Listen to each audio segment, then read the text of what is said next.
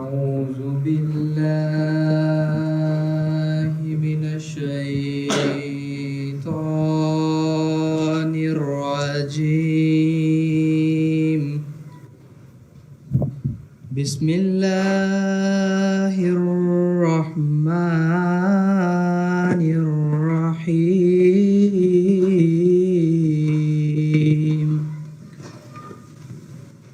هو الله الذي لا إله إلا هو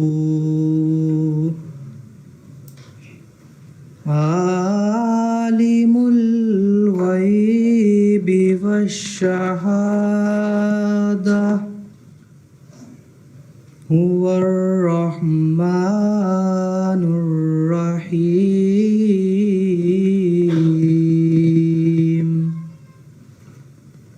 هو الله الذي لا إله إلا هو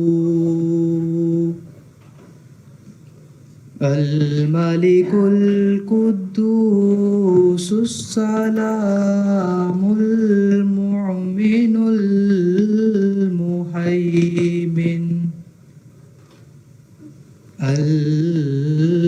المهيمن العزيز الجبار المتكبر سبحان الله عما يشركون هو الله الخالق البارئ المصور له الأسماء الحسنى يسبح له ما في السماوات والأرض وهو العزيز الحكيم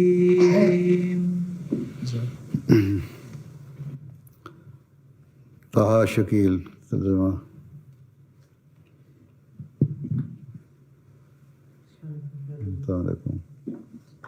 अब इन आयात का उर्दू तर्जुमा এখন এই আয়াতগুলোর উর্দু অনুবাদ উপস্থাপন করছি। তিনি আল্লাহ, তিনি ছাড়া আর কেউ উপাসনার যোগ্য নয়। তিনি অদৃশ্য ও দৃশ্য সম্পর্কে জ্ঞাত। তিনি পরম করুণাময়, অযাচিত, অসীম দানকারী ও বারবার কৃপাকারী। তিনি আল্লাহ, তিনি ছাড়া আর কেউ উপাসনার যোগ্য নয়। তিনি অধিপতি, অতি পবিত্র, শান্তিদাতা, নিরাপত্তাদাতা, রক্ষাকর্তা, মহাপরাক্রমশালী, প্রতিবিধানকারী এবং উচ্চ মর্যাদাবান। তারা যা শরিক করে আল্লাহ তা থেকে পবিত্র। তিনি আল্লাহ যিনি সৃষ্টিকর্তা, সৃষ্টির সূচনাকারী ও যথাযথ আকৃতিদাতা। সব সুন্দর নাম তাঁরই। আকাশসমূহে ও পৃথিবীতে যাই আছে সবই তার পবিত্রতা ও মহিমা ঘোষণা করছে, আর তিনি মহাপরাক্রমশালী ও পরম প্রজ্ঞাময়। नदीमा मुसाहिब हदीस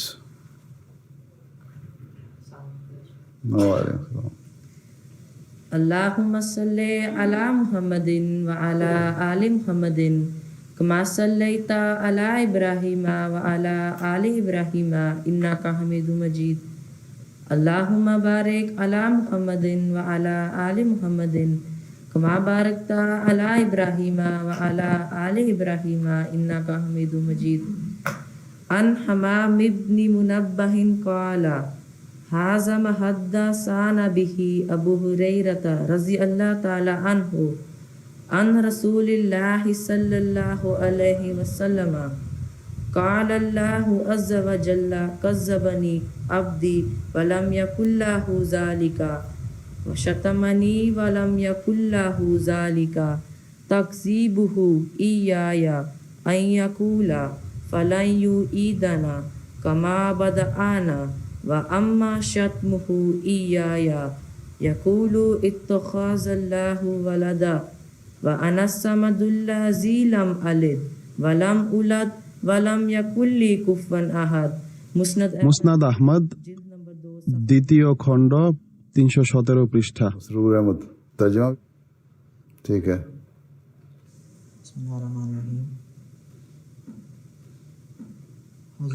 হযরত আবু হুরায়রা রাদিয়াল্লাহু তাআলা আনহু বর্ণনা করেন যে মহানবী সাল্লাল্লাহু আলাইহি ওয়াসাল্লাম বলেন, আল্লাহ তাআলা বলেছেন, আমার বান্দা আমার অস্বীকার করে অথচ তার এমন করার অধিকার নেই, সে আমাকে গালি দেয় অথচ তার এমন করার অধিকার নেই। আমাকে অস্বীকার করার অর্থ হলো সে এই কথা বলে যে আল্লাহ তাআলা আমাদেরকে এভাবে সৃষ্টি করতে পারেন না যেভাবে তিনি আমাদের পূর্বে সৃষ্টি করেছেন। আর আমাকে গালি দেওয়ার অর্থ হলো সেই কথা বলে যে আল্লাহ তাআলা কাউকে নিজের পুত্র বানিয়েছেন অথচ আমার সত্তা হলো সামাদ অর্থাৎ অমুখাপেক্ষী, আর আমার কোনো পুত্র নেই আর আমাকেও জন্ম দেয়া হয়নি, অর্থাৎ আমি কারো পুত্র নই আর কেউ আমার সমকক্ষ হতে পারে না।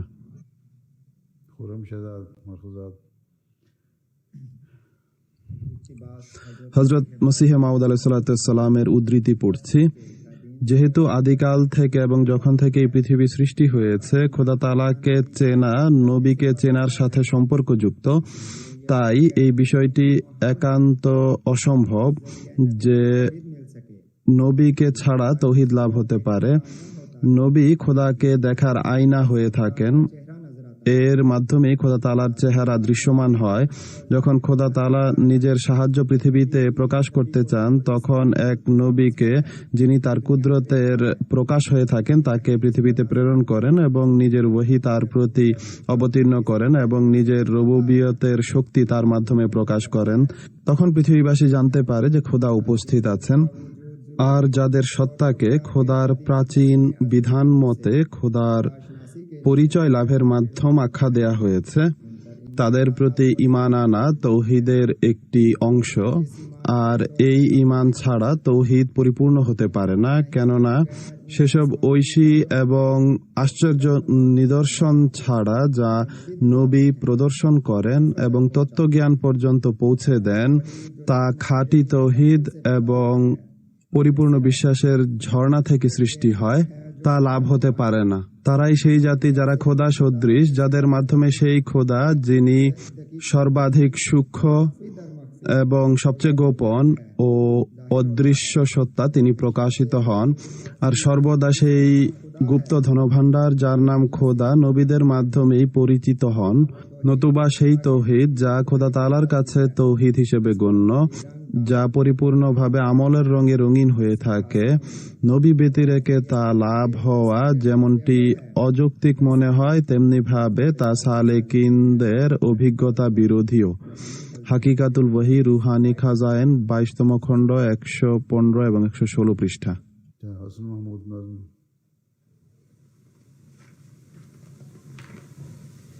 हमदो सना उसी को जो ज़ात जावेदानी, हम सर नहीं है उसका कोई न कोई सानी, बाकी वही हमेशा गैर उस कि सब है फानी, गैरों से दिल लगाना झूठी है सब कहानी, सब गैर है वही है एक दिल का यार जानी, दिल में मेरे यही है सुबहान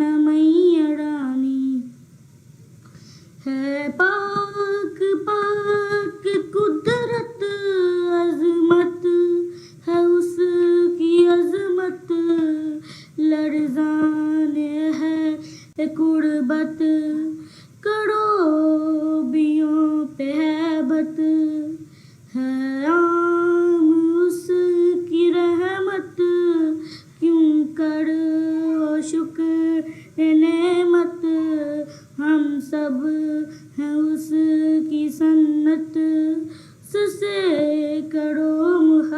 मोहब्बत गैरों से करना उल्फत कब चाहे उसकी गैरत ये रोज कर मुबारक सुबहान मैया रानी।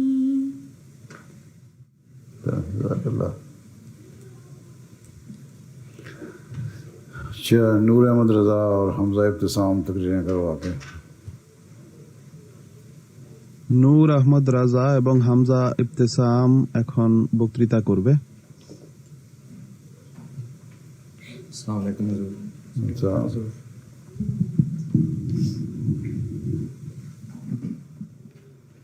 आऊज़ु बिल्लाहि मिनश शैतानिर रजीम बिस्मिल्लाहिर रहमानिर रहीम।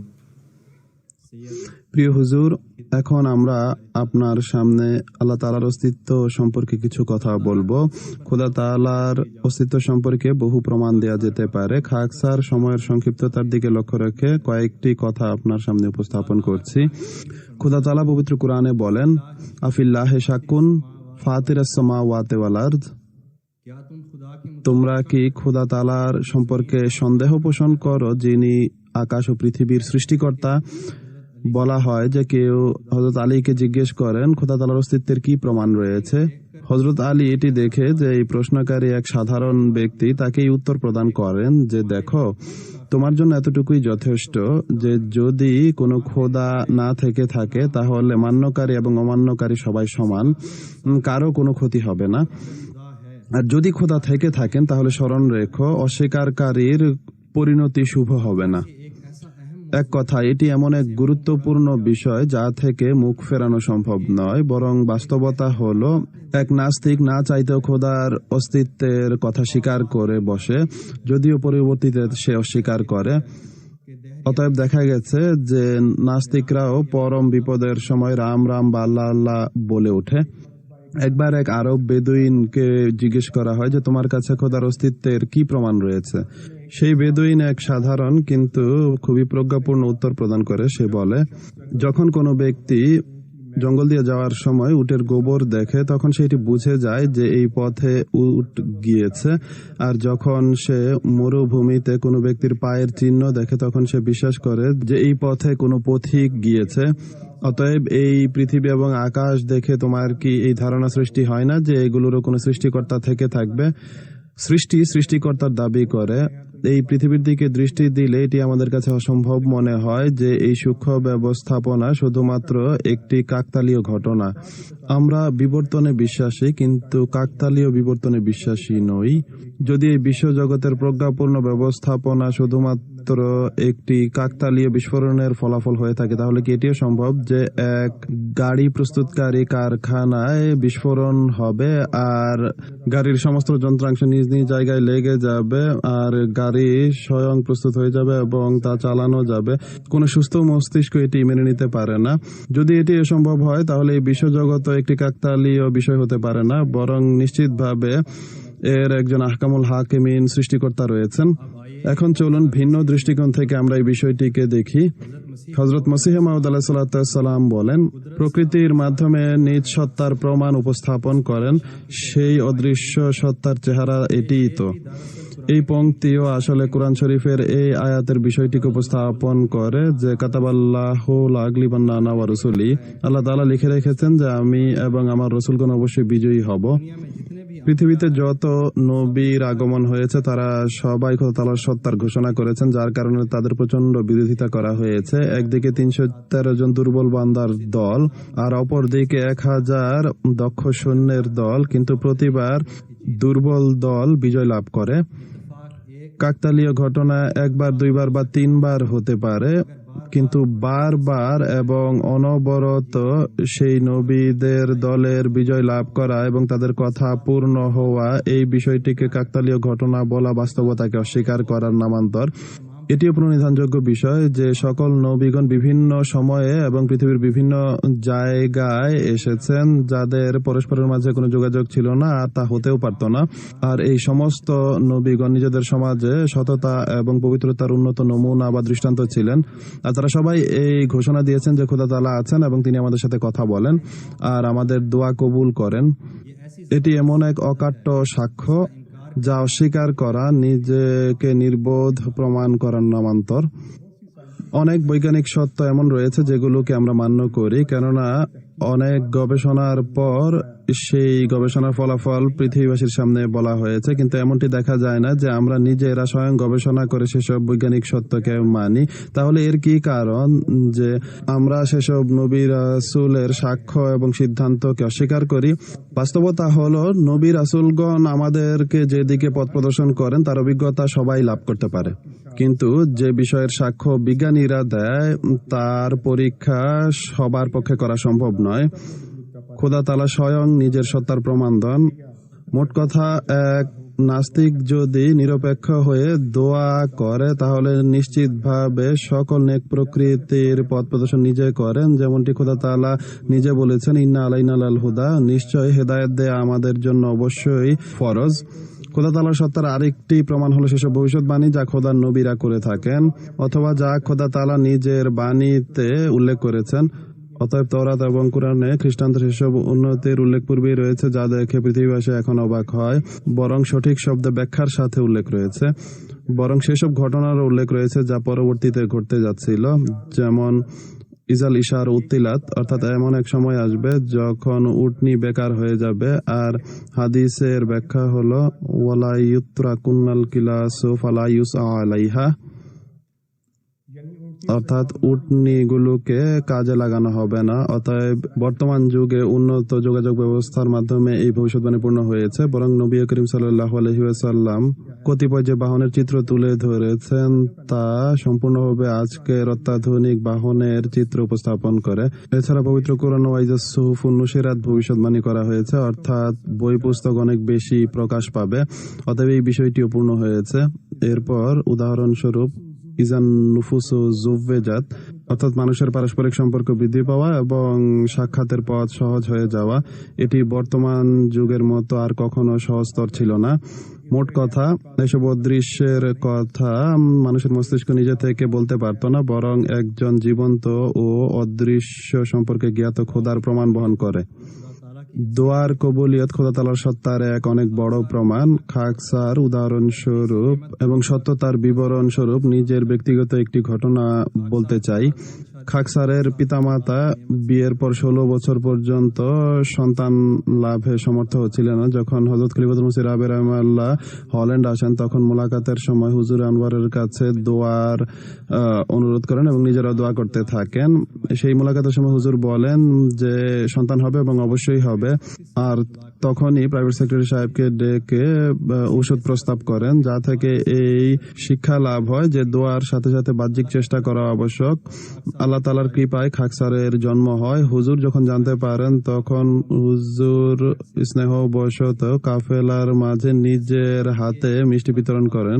কেউ বলতে পারে যে এটি একটি কাকতালীয় ঘটনা, কিন্তু আহমদিয়াতের জগতে সকল যুগে এমন শত শত ঘটনা দৃষ্টিগোচর হয়েছে। বরং প্রত্যেকটি আহমদি ঘর এই কথার সাক্ষী যে খোদা তাআলা খলিফায়ে ওয়াক্তের দোয়া গ্রহণ করেন। আল্লাহ তাআলা আমাদেরকে এই নিয়ামতের সম্মান করার তৌফিক দান করুন। ওয়া আখিরু দাওয়ানা আলহামদুলিল্লাহি রাব্বিল আলামিন। अच्छा अब क्या करना है? ঠিক আছে, এখন বলো কি করতে হবে।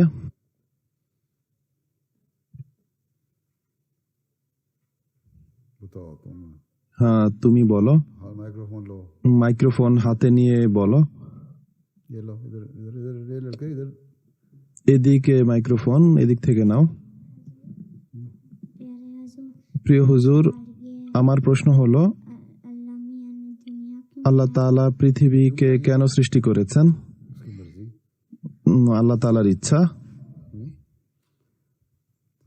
तुम्हारा कभी दिल चाहता है कोई चीज তোমার কখনো কোনো ইচ্ছা হলে তুমি কাগজের নৌকা বানাও না? তোমার যখন ইচ্ছা হয়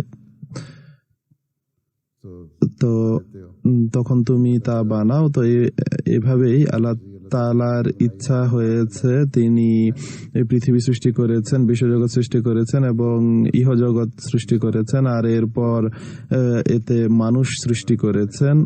এবং আল্লাহ তাআলা বলেছেন যে আমি এই পৃথিবীকে কোনো উদ্দেশ্যহীন ভাবে সৃষ্টি করিনি, এর একটি উদ্দেশ্য রয়েছে, যেন যেন তিনি তোমাদের সৃষ্টি করতে পারেন। যারা নেক প্রকৃতির লোক রয়েছে তাদের নেকির প্রতিদান দিতে পারেন, এরপর তাদের প্রতি সন্তুষ্ট হয়ে তাদেরকে পুরস্কৃত করেন। তো এই জন্য আল্লাহ তাআলা সৃষ্টি করেছেন এই পৃথিবী। আর আল্লাহ তাআলা বলেছেন যে আমার কথা মান্য করো এবং নেক কাজ করো, অতএব পুণ্য কাজ করো, তাহলে তোমরা পুরস্কার পাবে। আর যখন তুমি বড় হয়ে যাবে তখন তুমি এই পৃথিবী সৃষ্টির আরো কারণ জানতে পারবে। আর কি প্রশ্ন করতে চাও? হ্যাঁ, তুমি বলো। বাদামি টুপি যে পড়ে আছে সে বলো। আসসালামু আলাইকুম রাহমাতুল্লাহ। হুজুর, আমি বাট সাহেবের পৌত্র। ঠিক আছে, তুমি পৌত্র, কিন্তু তোমার প্রশ্ন কি? আমার প্রশ্ন হলো, আমরা স্কুলে আহমদিয়াতের প্রচার কিভাবে করতে পারি? তোমার কাজ হলো তুমি ভালো কাজ করবে। তুমি বলো যে আমি আহমদি মুসলমান। পুণ্য কাজ করো, নামাজের সময় হলে শিক্ষকের অনুমতি নিয়ে স্কুলে নামাজ পড়ো। মানুষ যদি জিজ্ঞেস করে যে তুমি কি করছো, তুমি বলো যে আমরা ইবাদত করি, আল্লাহ তাআলার নির্দেশ মান্য করি, তার ইবাদত করি এবং 5 ওয়াক্ত নামাজ পড়ি।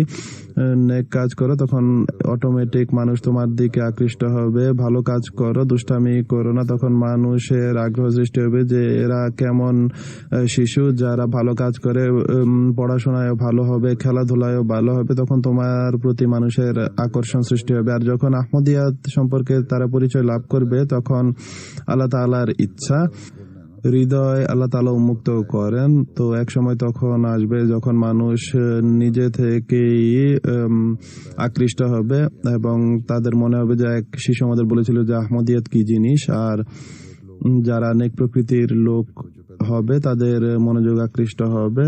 বাস, কারো প্রতি জবরদস্তি করার কিছু নেই, কাউকে জবরদস্তি করে আহমদি বানানো যায় না। আল্লাহ তাআলা বলেছেন যে জোর জবরদস্তি করে কিছু করা যাবে না। হ্যাঁ, ভালো কাজ করো, তা দেখে মানুষের আকর্ষণ এমনিতেই সৃষ্টি হবে, আর এরপর তারা রিসার্চ করবে এবং কোনো সময় আহমদিও হবে। জাযাকাল্লাহ হুজুর। হ্যাঁ, তুমি বলো। তোমার পিছনে যে বসে আছে সে। আসসালামু আলাইকুম প্রিয় হুজুর, আমার প্রশ্ন ছিল আপনি আপনার অবসর সময়ে কি করেন যখন আপনি ফ্রি টাইম বা অবসর সময় পান? আমি চেষ্টা করি যেন আমি অবসর সময় পাই, হুজুর বলছেন। হ্যাঁ, তুমি বলো। সামনে। হ্যাঁ, তুমিও জিজ্ঞেস করতে পারো। জি হুজুর, আমার প্রশ্ন হলো সর্বপ্রথম কি সৃষ্টি হয়েছিল এই পৃথিবীতে? সবার আগে কি সৃষ্টি হয়েছিল? এটি আল্লাহ তাআলা ভালো জানেন যে তিনি কি সৃষ্টি করেছিলেন, কিন্তু এই পৃথিবী যা আল্লাহ তাআলা সৃষ্টি করেছেন এটি অনেক গরম ছিল, আগুনের গোলক ছিল, এরপর বৃষ্টি হয় এবং তা শীতল হয়। জগৎ বলতে যদি তুমি এই পৃথিবীকে বুঝিয়ে থাকো তাহলে এতে এরপর প্রথমে ব্যাকটেরিয়া ছিল, এরপর ধীরে ধীরে এই পৃথিবী শীতল হওয়ার পর এতে উদ্ভিদের সৃষ্টি হয়। তো এর পূর্বেও আল্লাহ তাআলা কত পৃথিবী বানিয়েছেন এটি আল্লাহ তাআলাই ভালো জানেন। তো আমাদের এই যে পৃথিবী রয়েছে এটিও বেশ কয়েক হাজার বছর পুরনো, বিলিয়ন বিলিয়ন বছর পুরনো। তো এত পুরনো হিস্ট্রি তো জানা নেই যে কি ছিল। হ্যাঁ, এটি জানা আছে যে পৃথিবীর বর্তমান রূপের পূর্বে এটি আগুনের গোলক ছিল এবং এরপর তা ধীরে ধীরে শীতল হয়, এরপর এতে প্রাণীর সৃষ্টি হয় বা প্রাণের উদ্ভব হয়। এইভাবে আল্লাহ তাআলা এই পৃথিবীকে আবাদ করেছেন। হ্যাঁ, তুমি কি বলতে চাও? আসসালামু আলাইকুম প্রিয় হুজুর, আমার প্রশ্ন হলো যে ওয়াকফে নও শিশুরা বড় হয়ে মুরব্বি হবে, কিন্তু তাদের পুরোপুরি আগ্রহ নেই মুরব্বি হওয়ার, কিন্তু তবুও তাদেরকে হতে হবে, তো তারা কি করতে পারে?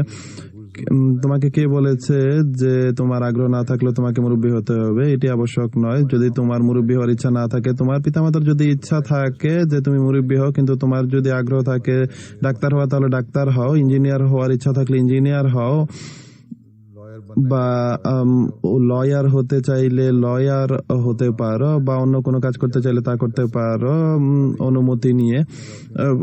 সবার জন্য মুরব্বী হওয়া আবশ্যক নয়। এত বেশি ওয়াকফেনও রয়েছে, সবাই জামিয়াতে যেতেও পারে না আর যায়ও না। হ্যাঁ, মা বাবার বাসনা থাকে ছেলেকে মুরব্বী করার, কিন্তু তোমার ভিন্ন ইচ্ছা থাকলে প্রথম চয়েস তোমার। যদি তোমার কাছে অপশন থাকে আর তুমি যদি মনে করে যে তুমি জানো না যে তুমি কি হবে, তাহলে তোমার প্রথম চিন্তা মুরব্বী হওয়ার থাকা উচিত। আর এরপর ডাক্তার বা শিক্ষক বা অন্য পেশা রয়েছে, সেগুলো তুমি অবলম্বন করতে পারো। আর এটিও জিজ্ঞেস করার ছিল আমার, হুজুর তোমার কি ইচ্ছা, তুমি কি মুরব্বী হবে না অন্য কিছু হবে? জি, আমি মুরব্বী হবে। তাহলে তোমার কি চিন্তা যে যারা মুরব্বী হবে না তারা কি করবে? যার ইচ্ছা হয় সে যা ইচ্ছা হবে, শুধু আমাকে লিখিতভাবে জানালেই হবে। ঠিক আছে, হ্যাঁ তুমি বলতে পারো। আসসালামু আলাইকুম প্রিয় হুজুর, আমি আপনার কাছে জিজ্ঞেস করতে চাই যে আপনি কোন দোয়া করেছিলেন যে আপনি আল্লাহ তাআলার প্রিয় বান্দা হয়ে গেছেন? আল্লাহ তাআলার কাছে এই দোয়া করা উচিত যেন আল্লাহ তাআলা আমাদের প্রতি সন্তুষ্ট হন। আর বাকি রইল, তোমার এই ধারণা যদি হয়ে থাকে যে খলিফা হওয়ার জন্য দোয়া করেছে কিনা, এটি কেউ করে না, কোনো বোকাই এরূপ দোয়া করে থাকবে। হ্যাঁ, এটি অবশ্যই আল্লাহ তাআলার কাছে দোয়া করা উচিত যেন আল্লাহ তাআলা আমাদেরকে নেক কাজের তৌফিক দেন, আমাদেরকে ভালো আহমদী হওয়ার তৌফিক দেন, এবং যুগ খলিফার কথা মান্যকারী যেন আমাদেরকে বানায়, এবং নেক কাজ সম্পাদনকারী যেন বানায়। এই দোয়া করো। ঠিক আছে, এখন তুমি বলো। আসসালামু আলাইকুম প্রিয় হুজুর, তুমি বসে যাও। আমার প্রশ্ন ছিল, আমরা যখন সফরে থাকি তখন নামাজের সময় হয়ে গেলে গাড়িতে বা ট্রেনে আমরা নামাজ পড়ে নেই, কিন্তু কাবা শরীফের দিক আমাদের জানা থাকে না। তো এই সম্পর্কে জানতে চাই, যখন তুমি সফরে থাকো মহানবী সাল্লাল্লাহু আলাইহি ওয়াসাল্লামের এই অনুমতি রয়েছে যে যদি তোমার কিবলা কোন দিকে তা জানা না থাকে এবং তোমার কিছু করার না থাকে, তাহলে তুমি পড়তে পারো। তোমার জন্য নামাজ পড়া আবশ্যক। তোমার মাথায় এটাই থাকে যে তুমি কাবার দিকে মুখ করে ইবাদত করছো, তো যেখানে তোমার কিছু করার নেই সেখানে তুমি পড়তে পারো, অনুমতি রয়েছে। কিন্তু নামাজ সময় মতো পড়া উচিত, নামাজ নষ্ট করা উচিত নয়। হুজুর, আমার দোয়ার জন্য বলার ছিল, হুজুর আমার চোখের জন্য দোয়া করবেন, অনেক দুর্বল হয়ে গেছে, আল্লাহ তাআলা ফজল করুন। তুমি লিখে পাঠিয়েছিলে আর হোমিওপ্যাথির ওষুধ ব্যবহার করেছো? জি না হুজুর। ঠিক আছে, তুমি তোমার সকল রিপোর্ট লিখে পাঠাবে আমার কাছে। পিছনে যে আছে তাকে দাও।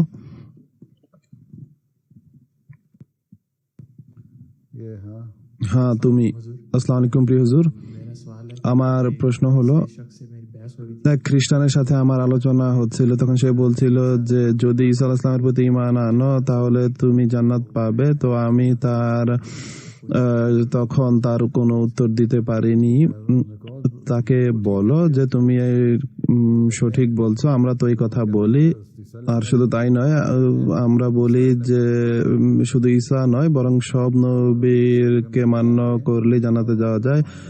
আর আমরা ঈসা আলাইহিস সালামকে আল্লাহ তাআলার সত্য নবী মনে করি, এবং তারই ভবিষ্যৎবাণী ছিল যে পরবর্তীতে মুহাম্মদ সাল্লাল্লাহু আলাইহি ওয়াসাল্লাম আসবে, বাইবেলে তা উল্লেখ আছে। আর সেই অনুযায়ী আমরা মুহাম্মদ সাল্লাল্লাহু আলাইহি ওয়াসাল্লামকেও মান্য করি। আর এরপর মহানবী সাল্লাল্লাহু আলাইহি ওয়াসাল্লাম ভবিষ্যৎবাণী করেছিলেন পরবর্তীতে আগত মসিহ, তাকেও আমরা মান্য করি। তো আল্লাহ তাআলা লিখেছেন কোরআন শরীফে যে সকল নবীর প্রতি ঈমান আনয়ন করা জরুরি, তো আমরা সেই ঈমান রাখি। তো তোমার প্রশ্ন কি আমি বুঝতে পারিনি। সে বারবার এটি বলছিল যে শুধু ঈসা আলাইহিস সালামের প্রতি ঈমান আনলেই জান্নাত লাভ করবে। তো আমি বলেছিলাম তুমি হাত নামাও, তো তুমি হাত নামাও, তোমার কাছে আমি প্রশ্ন করিনি হুজুর। আমি তাকে বলেছিলাম যে ঈসা আলাইহিস সালামের প্রতি আমরা ঈমান রাখি, কিন্তু শুধু নবী হিসেবে। কিন্তু সে বলছিল যে হুজুর বলছেন যে তাকে বলো যে যদি তুমি জান্নাত দেওয়ার মালিক হয়ে থাকো তাহলে তুমি দিও না, আর জান্নাত দেওয়ার মালিক যদি আল্লাহ তাআলা হয়ে থাকেন তাহলে আমরা আল্লাহর কথা অনুযায়ী ঈমান রাখি। আর জান্নাত যদি তোমার হাতে হয়ে থাকে তাহলে আমরা এমন জান্নাতের আকাঙ্ক্ষী নই। এখানে বিতর্ক করার কোনো প্রয়োজন নেই। উম্মাদের সাথে বা যারা গোয়ার প্রকৃতির হয়ে থাকে তাদের সাথে বিতর্কের কোনো প্রয়োজন নেই। তুমি আমাকে এই কথা বলো যে জান্নাত কি সে দিবে? এখন তুমি এই কথা কোত্থেকে বললে যে মোহাম্মদ ইসলামের প্রতি ঈমান আনলে জান্নাত লাভ হবে? এটি কোথায় লেখা আছে? এটি কোথাও লেখা নেই। মোহাম্মদ ইসলাম ফাতেমাকে বলেছেন যে তুমি যদি নেক কাজ না করো তাহলে এটি মনে করো না যে রসুলের কন্যা হওয়ার কারণে তুমি জান্নাতে চলে যাবে। তো আমলের মাধ্যমে সিদ্ধান্ত হয় জান্নাত বা জাহান্নামের। তাই নিজের নেক আমল থাকলে তখনই মানুষ আল্লাহ তাআলার পুরস্কার লাভ হয়। এছাড়া আল্লাহ তাআলার রহমত অনেক বিস্তৃত। আল্লাহ তাআলা বলেন যে আমি ক্ষমা করি। কোরআন শরীফে লেখা আছে যে আমার রহমত অনেক বিস্তৃত। আর এক ব্যক্তি ছিল, অনেক গুনাহগার ছিল, 99টি হত্যা করেছে। সবাই তাকে বলেছে যে তুমি দোজখে যাবে, তুমি দোজখে যাবে। আর যে বলতো যে তুমি দোজখে যাবে তাকেই সে হত্যা করে বসতো। অবশেষে সে জানতে পারে যে এক জায়গায় যাওয়ার কথা, যে তাকে বলা হয় যে অমুক ব্যক্তির কাছে গেলে সে তোমাকে জান্নাতের পথ বলে দিবে। সে সেদিকে যেতে থাকে, যেতে যেতে সে পথেই মৃত্যুবরণ করে। এখন জান্নাতের ফেরেশতাও এসেছে এবং দোজখের ফেরেশতারাও এসেছে। তারা বলে যে আমরা একে নিয়ে যাব, সে গুনাহ করেছে। কিন্তু অপর দল বলে যে আমরা একে নিয়ে যাবো কেননা সে নেকের দিকে যাচ্ছিল। যা হোক, অনেক বিতর্কের পর সিদ্ধান্ত হয় যে দূরত্ব মাপা হোক। যদি তার দূরত্ব সেদিকে কম হয় যেদিকে সে যাচ্ছিল জান্নাতের সন্ধানে, তাহলে সে জান্নাতে যাবে। আর যদি এদিকের দূরত্ব কম হয় যেখান থেকে সে বের হয়েছিল, তাহলে সে দোজখে যাবে। তখন আল্লাহ তাআলা, হাদিসে এটি উল্লেখ হয়েছে যে আল্লাহ তাআলা নেকির দিকে যাওয়ার যে দূরত্ব ছিল তার সেটি কম করে দিয়েছেন, আর সেদিকে তার পদক্ষেপ বেশি হয়। আর এরপর আল্লাহ তাআলা তাকে জান্নাতে নিয়ে গেছেন শুধুমাত্র তার এই সুধারণার কারণে যে আল্লাহ তাআলা আমাকে ক্ষমা করবেন আর তার জন্য যে সেই শেষ সময়ে শেষ চেষ্টা করেছে। তো শুভ পরিণতির জন্য দোয়া করা উচিত, আর সেই অনুযায়ী আল্লাহ তাআলা পুরস্কার দিবেন। আর কোনো ব্যক্তি কাউকে জান্নাতে নিয়ে যেতে পারে না। হ্যাঁ, আল্লাহ তাআলা এটি অবশ্যই বলেছেন যে মহানবী সাল্লাল্লাহু আলাইহি ওয়াসাল্লামকে মান্য করতে হবে, কিন্তু তার শিক্ষার উপর আমল করতে হবে। শুধু মুসলমান, নিজেকে মুসলমান বলা আর বাহ্যিক নামাজ পড়া, তো কোরআন শরীফে লেখা আছে যে ফাওয়াইলুল লিল মুসাল্লিন, যে এটি তাদের ধ্বংসের কারণ হবে। এমন নামাজ তাদের জন্য ধ্বংসের কারণ হয়। অনুরূপভাবে যারা অন্যান্য কাজ করে না, যদি সকল কাজ করো তখনই আল্লাহ তাআলার আদেশের উপর মান্যকারী হয়। শুধু কলেমা পড়ে মুসলমান হওয়া যায় না, শিরক করা যাবে না। শিরক অনেক বড় এক গুনাহ। আল্লাহ তাআলা বলেছেন যে আমি এটি ক্ষমা করব না। তো আসল চেষ্টা হলো মুসলমান হয়ে তার উপর আমল করাও জরুরি। জান্নাত দোজখের সিদ্ধান্ত আল্লাহ তাআলা দিবেন, আর আল্লাহ তাআলা সেই সিদ্ধান্ত নেবেন। এই পৃথিবীতে কেউ বলতে পারে না যে কে জান্নাতে যাবে কে জাহান্নামে যাবে। তাই সব সময় নিজের শুভ পরিণতির জন্য দোয়া করা উচিত। ঠিক আছে, পরবর্তী জনকে দিয়ে দাও। আসসালামু আলাইকুম। আমি ইংলিশে বলতে চাই, আমার উর্দু ভালো নয়। হ্যাঁ বলো, কিন্তু উর্দু তো তোমার ভালো মনে হচ্ছে। হুজুর, আপনি কি তৃতীয় বিশ্বযুদ্ধের জন্য প্রস্তুতি নিচ্ছেন? আর যদি হ্যাঁ হয়ে থাকে তাহলে কি ধরনের প্রস্তুতি নিচ্ছেন, আর আমরা কি ধরনের প্রস্তুতি নিব? হুজুর বলছেন, আচ্ছা তুমি আমার খুতবা শোনো না? শোনো? জি শুনি হুজুর। হ্যাঁ, তাহলে শুনে থাকবে যে আমার অনেক খুতবা বা অনেক বক্তৃতায় আমি বলেছি যে আমরা খুব দ্রুত তৃতীয় বিশ্বযুদ্ধের দিকে এগিয়ে যাচ্ছি। এখন পৃথিবীর আরো বড় বড় লোক যারা আছে তারাও এই কথা বলতে আরম্ভ করেছে। আর প্রস্তুতির ব্যাপারে আমি পূর্বেই বলেছি, যদি তৃতীয় বিশ্বযুদ্ধ হয় তাহলে হতে পারে যে পারমাণবিক যুদ্ধ হবে। তো এর জন্য তোমরা কমপক্ষে বাহ্যিক যে চিকিৎসা রয়েছে সেটি করো, এবং হোমিওপ্যাথি ওষুধও বলেছিলাম আমি, সেটি খাও। এছাড়া কিছুদিনের জন্য নিজেদের প্রস্তুতিও রাখো, 2-3 মাসের খাবার ইত্যাদি। জামাতে সার্কুলারও দেওয়া হয়েছিল যেন সেই প্রস্তুতি গ্রহণ করে। আমি গত 5-6 বছর ধরে কথা বলে আসছি, আর বিভিন্ন সময় এর প্রয়োজন হয়েছে। প্রাকৃতিক যে তুফান এবং হারিকেন ইত্যাদি এসেছে সেগুলোতেও তা কাজে লেগেছে। তো এই সবকিছুকে সামনে রেখে প্রস্তুতি নাও, আর বাকি আল্লাহ তাআলার কাছে দোয়া করো যেন আল্লাহ তাআলা রক্ষা করেন। হযরত মসিহ মাউদ আলাইহিসসালাম বলেছিলেন যে যুদ্ধ মসিহ মাউদ আলাইহিসসালামের সত্যতার জন্য নিদর্শন হিসেবে এসেছে। 2টি বিশ্বযুদ্ধ ইতিমধ্যে হয়েছে, তো তোমরা নেক হয়ে যাও এই আগুন থেকে। তখনই তোমরা রক্ষা পাবে যখন তোমরা নেকি করবে বা পুণ্য করবে। যখন আল্লাহ তাআলার সাথে সম্পর্ক গড়বে তখন আল্লাহ তাআলা তোমাদের রক্ষা করবেন, বা কমপক্ষে এতটুকু সুরক্ষিত রাখবেন। আর যদি ক্ষতি হয় তাহলে আল্লাহ তাআলা তোমাদের পরকালে অবশ্যই তোমাদের সাথে উত্তম ব্যবহার করবেন।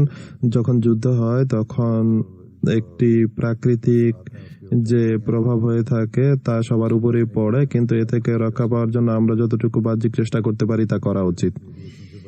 রেডিয়েশন থেকে রক্ষা পাওয়ার জন্য একটি ওষুধ রয়েছে, বা ক্ষুধা ইত্যাদি থেকে রক্ষা পাওয়ার জন্য কিছু জিনিস মজুত করে রাখা যায়। বাকি আল্লাহ তাআলাকে ভালোবাসো, আল্লাহ তাআলার সাথে সম্পর্ক গড়ো, এটি হলো সবচেয়ে বড় প্রস্তুতি। হ্যাঁ, আসসালামু আলাইকুম হুজুর।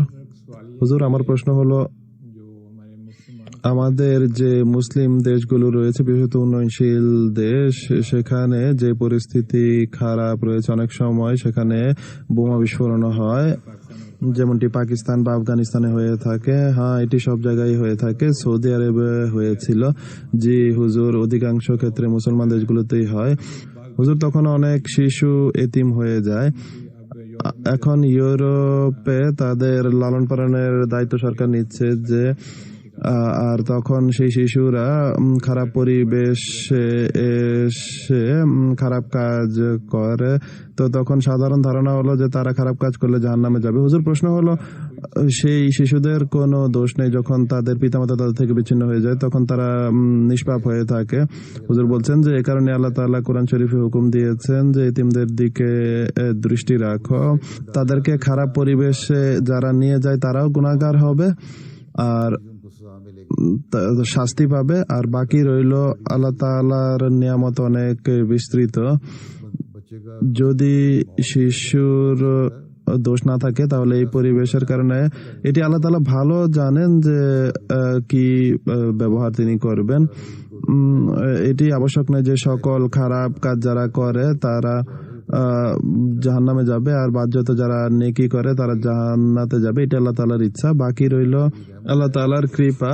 তো তিনি চাইলে রক্ষা করতে পারেন, কিন্তু কতজন খারাপ পরিবেশে যায়। সেই একই পরিবেশে যারা পড়াশোনা করে বা লালিত পালিত হয় তারা অনেক উন্নত মানেরও হয়, আবার কেউ কেউ খারাপ পথেও যায়। তো এই ইউরোপের পরিবেশে যারা থাকে, যেখানে সব সুযোগ সুবিধা রয়েছে, এখন আপনারা বললেন যে এখানে এতিমখানা আছে, আমরা তাদেরকে ভালোভাবে রাখি, তো সেখান থেকে শতভাগ শিশু কোথায় ভালো হয়? যদি আল্লাহ তাআলার নির্দেশ পালন করাই নেকির মান হয়ে থাকে তাহলে কোথায় লেখা আছে যে এরা সবাই নেক? শুধু পয়সা কামানো নেকি নয় বা খাদ্যের ব্যবস্থা করা নেকি নয়। হ্যাঁ, এটি বলতে পারেন যে শাস্তি বা পুরস্কার দেওয়া আল্লাহ তাআলার কাজ, এ সম্পর্কে আমরা জানিও না আর আমরা সিদ্ধান্ত নিতে পারি না। আর যদি কারো দোষ না হয়ে থাকে, যদি পরিবেশই কাউকে খারাপ করে থাকে, তাহলে আল্লাহ তাআলা রহমান, তিনি তার ক্ষমার উপকরণ সৃষ্টি করতে পারেন পরকালে। কিভাবে করবেন এটা আল্লাহ তাআলা ভালো জানেন। আর এই গ্যারান্টি আপনি দিতে পারেন না যে ইউরোপে আমরা এতিমখানা বানিয়েছি বা এখানে ভালো পরিবেশ রয়েছে। তাদের মাঝেও চোর ডাকাতের সৃষ্টি হয়। এমন যদি হতো যে এখানে চোর ডাকাত নেই, তাহলে তারা এরকম আইন কেন বানিয়েছে? আইন বানানোর কারণই হলো যে এই ধরনের পাপ রয়েছে। আর দ্বিতীয়ত, তাদের দৃষ্টিতে যা পাপ আর আল্লাহ তাআলার দৃষ্টিতে যা পাপ তা ভিন্ন। হ্যাঁ, আল্লাহ তাআলা এই নির্দেশ অবশ্যই দিয়েছেন যে তোমাদের এতিম যারা রয়েছে তাদের দেখাশোনা করো, তাদেরকে লালন পালন করো। যুদ্ধের কারণে বা অন্য কোনো কারণে মানুষ মারা যায় এবং শিশুরা এতিম হয়ে যায়, তো এই জন্য ইসলামে এই নির্দেশ দেয়া হয়েছে। তবে সেই যুগে যুদ্ধ বেশি হতো যেন এতিম শিশুদের লালন পালন করা যায়। উদ্দেশ্য বিয়ের এটি ছিল যেন এতিম শিশুদের লালন পালন করা যায়। এটি নয় যে পুরুষ শুধু নিজের কামনা বসানোর জন্য বিয়ে করবে। এটি কোথাও ইসলামে লেখা হয়নি। ইসলাম কিছু শর্ত দিয়েছে, সেই শর্ত পালন করে বিয়ের অনুমতি রয়েছে। সবার জন্য 4 বিয়ের অনুমতি নেই যে আপনি বড় হয়ে যাবেন, আমি মুসলমান, এখানে 4 বিয়ে করতে চাই, কিন্তু এই দেশের আইন অনেক খারাপ, আমাকে 4 বিয়ে করতে দিচ্ছে না। 4 বিয়ের উদ্দেশ্য পূর্ণ হতে হবে, কোনো কারণ থাকতে হবে। আর কোরআন শরীফে বারবার আল্লাহ তাআলা জোর দিয়েছেন যে যারা এতিমের লালন পালন করে না, তার প্রতি দেখাশোনা করে না, তাদেরকে আমি জাহান্নামে নিক্ষেপ করব। এতিমের কথা তো আল্লাহ তাআলা বলেনি যে সে জাহান্নামে যাবে কি জান্নাতে যাবে। এতিম যদি খারাপ হয় তাহলে তাকে খারাপ করার যে কারণ সেটি জান্নাতে যাবে, আমরা তো এটিই জানি। আপনি প্রথমেই তাদেরকে জাহান্নামে নিয়ে যাচ্ছেন নিজের পক্ষ থেকে। হুজুর, সাধারণ খেয়াল বা ধারণা এটি যে কেউ পাপ করলে শাস্তি পাবে। হ্যাঁ, শাস্তি পাবে, কিন্তু আল্লাহ তাআলার রহমানিয়াত অনেক বিস্তৃত, আর সেই রহমানিয়াত এর অধীনে আল্লাহ তাআলা কাউকে শাস্তি দিতে চাইলে সেটি আল্লাহ তাআলার ইচ্ছা। আর দোজখে তারাই যাবে যারা একান্ত শিরককারী। আল্লাহ তাআলা বলেছেন যে মুশরিককে আমি ক্ষমা করব না। আর এক জায়গায় তিনি বলেছেন যে এক সময় এমন আসবে যখন জাহান্নাম পুরোপুরি খালি হয়ে যাবে। এর অর্থ হলো তারাও ক্ষমা পাবে এবং জান্নাতের মজা সবাই পাবে। কিছুটা শাস্তি মানুষ নিজের পাপের জন্য অবশ্যই পায়, বাকি সরকারের কাজ এবং সেই পরিবেশের কাজ বা সেখানকার মানুষের কাজ হলো তারা যেন লালন পালন করে। যদি তারা তা না করে তাহলে তাদের কাছে অজুহাত রয়েছে যে আমাদের লালন পালন করার কেউ ছিল না। আল্লাহ তাআলা হয়তো বা তাদের অজুহাত গ্রহণ করতে পারেন, কিন্তু যারা লালন পালন করেনি তাদের অজুহাত গৃহীত হয়নি, তারা অবশ্যই জাহান্নামে যাবে, এটি আমরা জানি। বা আল্লাহ তাআলা কথা থেকে এটি বোঝা যায়। আমরা কারো সম্পর্কে নিশ্চিত করে বলতে পারি না, এটি আল্লাহ তাআলার কাজ। তাই কোরআন শরীফ বারবার পড়ো। কোরআন শরীফ অনেক বেশি এতিমকে লালন পালনের ব্যাপারে জোর দিয়েছে। হ্যাঁ, তুমি বলো। আসসালামু আলাইকুম প্রিয় হুজুর, জামাত ক্লাইমেট চেঞ্জের ব্যাপারে কি ভূমিকা রাখতে পারে? খুদামুল আহমদিয়া একটি গাছ লাগিয়ে মনে করে আমরা ক্লাইমেট চেঞ্জ করে ফেলেছে, বা লাজনারা 4টি বৃক্ষ লাগিয়ে দিলে আনসারুল্লাহর পক্ষ থেকে লাগানো হলো। প্রশ্ন হলো, এখন যতই জনসংখ্যা বৃদ্ধি পাচ্ছে সেই জনসংখ্যার জন্য জমি চাই, বা যদি জমি চাই তাহলে গাছ কম হবে, এটি জানা কথা, কিন্তু এর যে হার রয়েছে সে অনুযায়ী আমাদের গাছও লাগানো উচিত। এর জন্য এসব দেশে 20 থেকে 40 ভাগ বনভূমি থাকা উচিত বলা হয়, কিন্তু পাকিস্তানে যেখানে সব চোর একত্রিত হয়েছে এবং জঙ্গল কেটে বিক্রি করে দিয়েছে এবং নতুন গাছ লাগাচ্ছে না, তো সেখানে অবশ্যই মন্দ প্রভাব সৃষ্টি হবে। তো এখানে আমরা সর্বোচ্চ এটি করতে পারি যে আমাদের যতটুকু সামর্থ্য আছে আমরা যেন বৃক্ষ রোপণের চেষ্টা করি বা গাছ লাগানোর চেষ্টা করি। আর পৃথিবী যতই উন্নতি করছে, এখন সবাই এখান থেকে এখানে যেতে হলেও গাড়িতে বসে আসে, তো গাড়ি যত সম্ভব কম করা উচিত। যেভাবে আপনাদের মাঝে সাইকেলের প্রচলন রয়েছে, তো আপনারা আমাদের পাকিস্তানি যারা এখানে আসে তারা বেশিরভাগ সময় গাড়ি ব্যবহারের প্রতি তাদের ঝোঁক থাকে। তো বাহ্যিক যে কাজ আমরা করতে পারি সেটি আমাদের করতে হবে, যে গাছ রোপণ করা উচিত। বাকি পৃথিবীতে যে উন্নতি হচ্ছে, আমাদের কোনো ইন্ডাস্ট্রি বা কারখানা নেই। যখন আমাদের কাছে এমন কারখানা থাকবে যার চিমনি থেকে ধোঁয়া বেরিয়ে বায়ু দূষণ করবে, তখন আমরা করবে। আমরা তো আমাদের ভূমিকা পালন করছি। জাযাকাল্লাহ। হুজুর, আপনার হাতে কি হয়েছে? এটি কিছু না, সামান্য ব্যথা, এটি ঠিক হয়ে যাবে ইনশাল্লাহ। শেষ প্রশ্ন করো, নামাজের সময় হচ্ছে।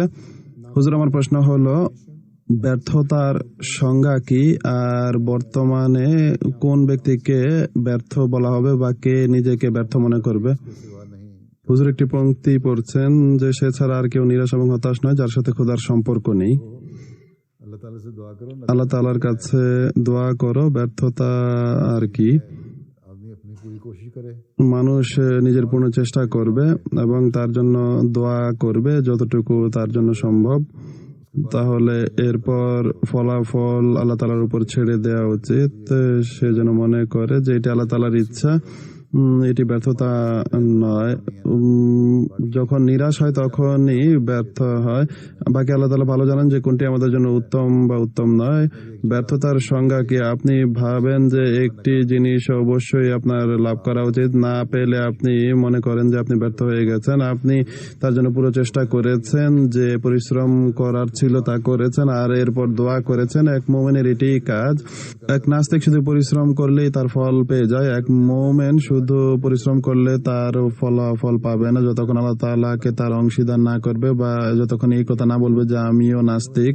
যদি আল্লাহ তাআলাকে মেনে থাকো, একজন আহমদী হয়ে পরিশ্রম করতে হবে এবং দোয়াও করতে হবে। আর যখন দোয়া করবে এবং পরিশ্রম করবে আর এরপর এর ফলাফল যদি অনুকূলে না হয়, তাহলে অনেক সময় এটি হয় যে আল্লাহ তাআলা তোমার হৃদয়ে এটি সৃষ্টি করেন যে এটি তোমার জন্য উত্তম নয়। আর যদি তা না হয়, তাহলে এটি অন্তত মনে করা হয় যে যাই হোক এটি আমার জন্য উত্তম হবে। তাহলে কোনো ব্যর্থতা বা নিরাশা আসে না। তাই সংজ্ঞা বলতে গেলে বা এর কোনো ফর্মুলা ওইভাবে বলা যায় না, কিন্তু নিরাশ হওয়া যাবে না। পুরো চেষ্টা করো, তোমার যত যোগ্যতা আছে বা সামর্থ্য আছে বা উপকরণ আছে সেগুলোকে কাজে লাগাও এবং এরপর দোয়া করো এবং আল্লাহ তাআলার উপর ছেড়ে দাও।